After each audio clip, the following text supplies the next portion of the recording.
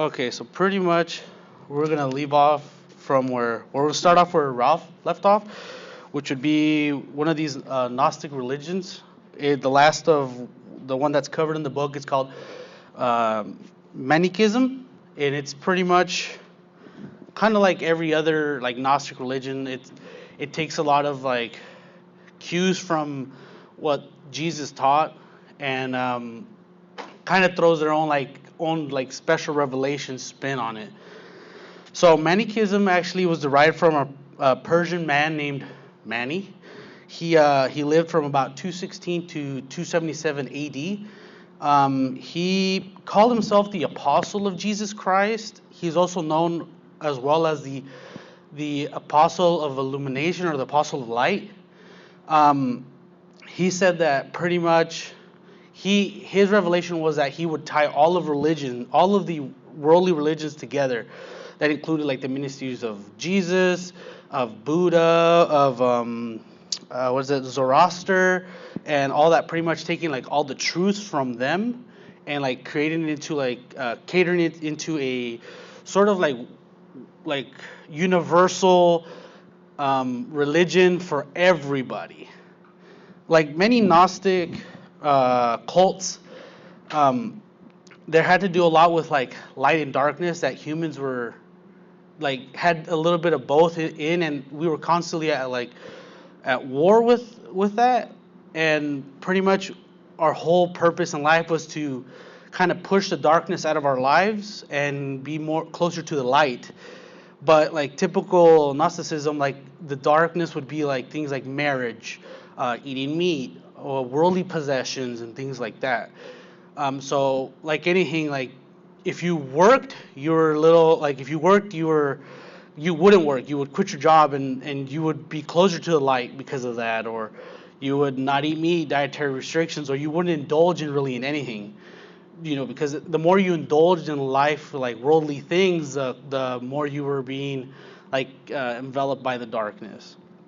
So pretty much, he would pick and choose of many things from different like cults, and also from the gospel as well. He did reject the Old Testament, like many Gnostics did. Pretty much, I'm assuming like creation and all that stuff, the Ten Commandments, and he pretty much he created everything based on rational proof, which I think was more of a because it's I'm not too sure about what rational proof is, but pretty much that's how he made justifications for his religion. So with that, in Manichaeism, there was two different subgroups. The elect, which were kind of like the priests in say Roman Catholicism. They were the guys that were very devoted. They were very They were very ascetic. So they were the guys that pretty much were not married. They wouldn't indulge in anything at all. And then there was these other guys called the hearers, and they were kind of like the everyday worshipers.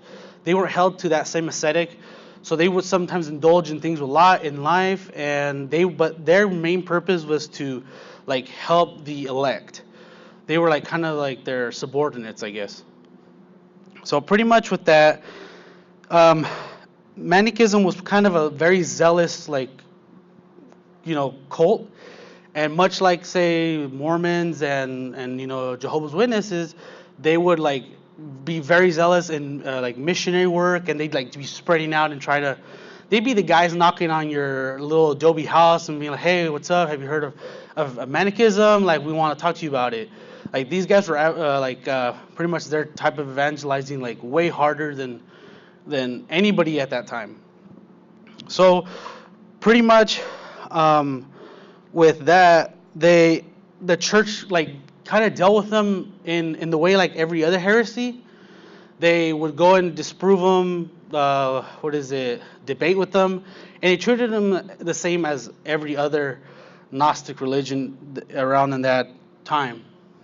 There was really not much more I found about that, because I'm assuming because they came about, and around that time is when like the real big persecution of other non-Roman pagan religions came about. So with that being said, Manichaeism did last for a while, not necessarily in majority in the Roman Empire, but it did carry on into India and China until about 1600.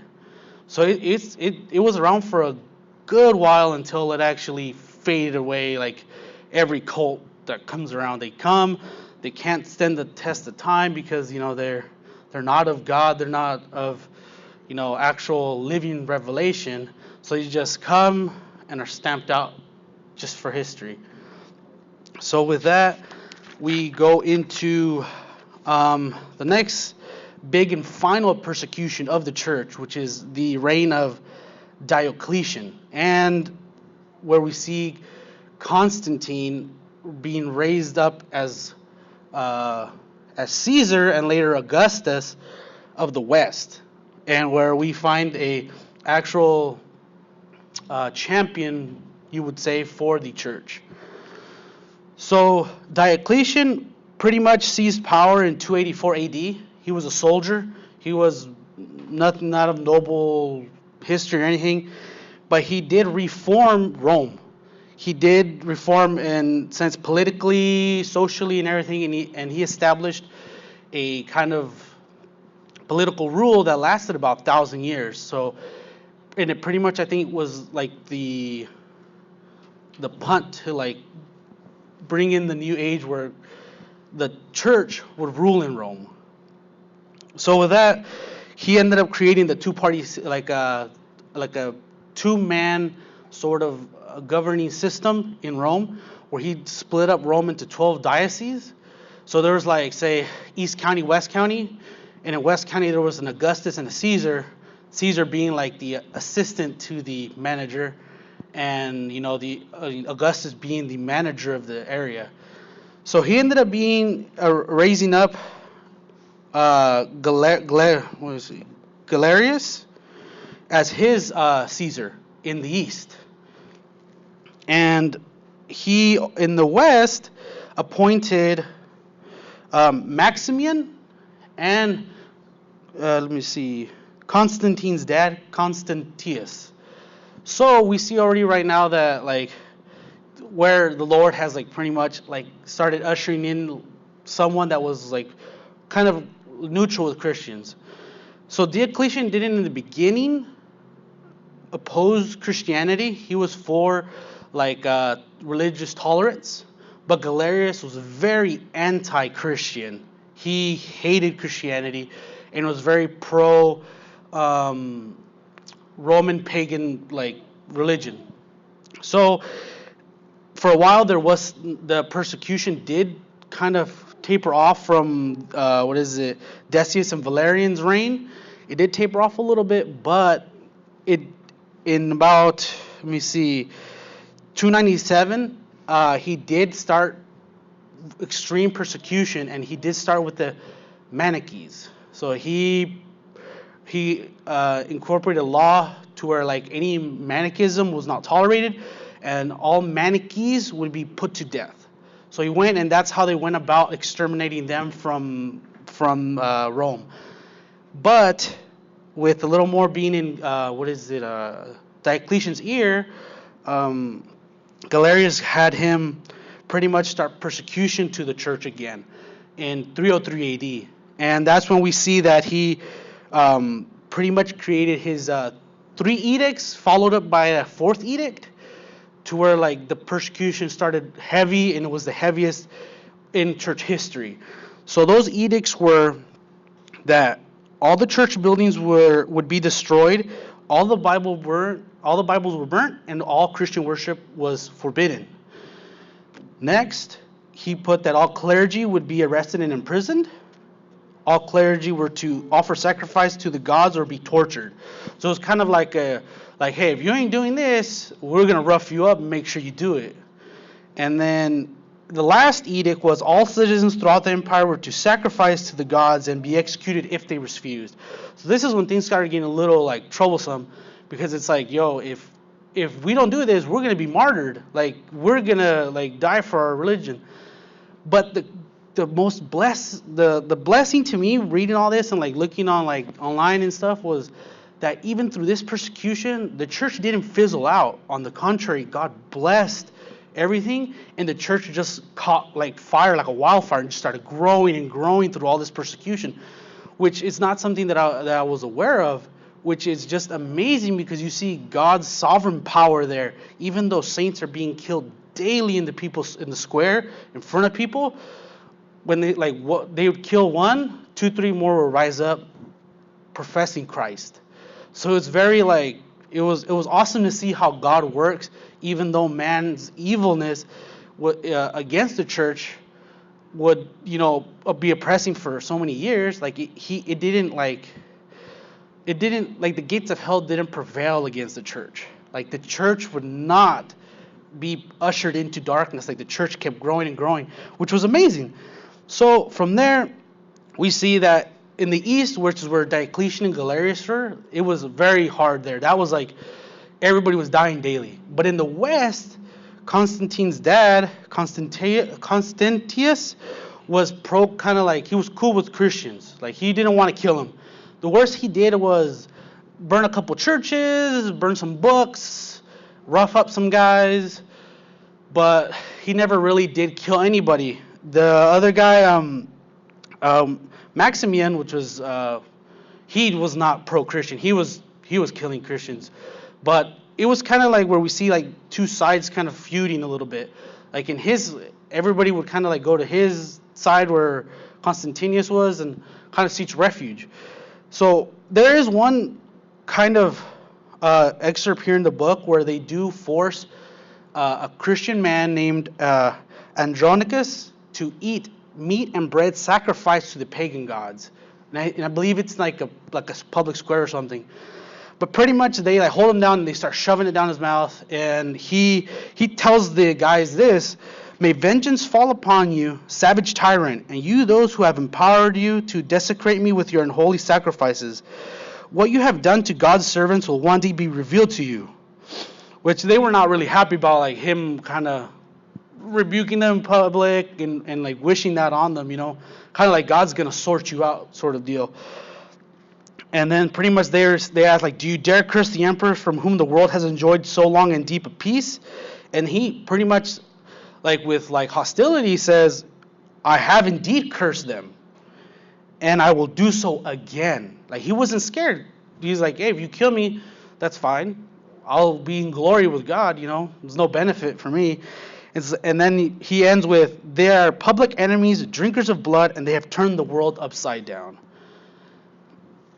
So with that, pretty much, we reach Diocletian's end of his rule in 305 AD, and he stepped down as Augustus due to some illness. But which was kind of cool was that Maximian, who was the Augustus in the west, also was forced to step down because prior to them taking power, Diocletian said that he only wanted to rule for 20 years. So with that, like we see like things started to turn, where now Constantius and Galerius have become the Augustuses of the east and the west. And with that, Constantius only was Augustus for about a year until he died. And that's where we see his son Constantine raised up as Caesar of the West. And when he became Caesar, Maxentius became Augustus of the West. And Maxentius was also anti-Christian, that he was pro for like the Romanism. Whereas Constantine, he as well was like kind of, hey, I don't got a problem with these Christians. Like, why do we got to kill them? So in 311, when Galerius was Augustus, since he had no one to check him, he pretty much went in more of a rampant persecution of the church. He pretty much, since he was anti-Christian, is the reason why the church began to be prosecuted. So with all this happening, Galerius did end up succumbing to some illness, and he he did step down as Augustus, and he did put a law into effect to where there was now religious tolerance again in the East. But which is funny enough, he asked the Christians to pray for him. He asked them to pray for his illness. I'm assuming like for him to get better, or I'm not exactly sure what. But he asked, like publicly, Christians, pray for me, which is crazy to think that some guy that persecuted the church for so many years is now asking for like, hey, give me a hand. So with him stepping down, we see that we see Licinius and Maximus Daia take over the East, and they pretty much start persecuting the church again.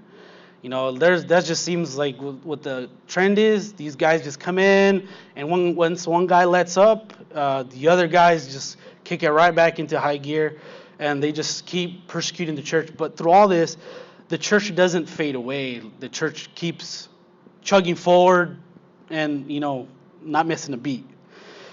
So in the West, there was like an uneasy peace due to Constantine being pro-religious tolerance and Maximentius not being really favorable to the Christians.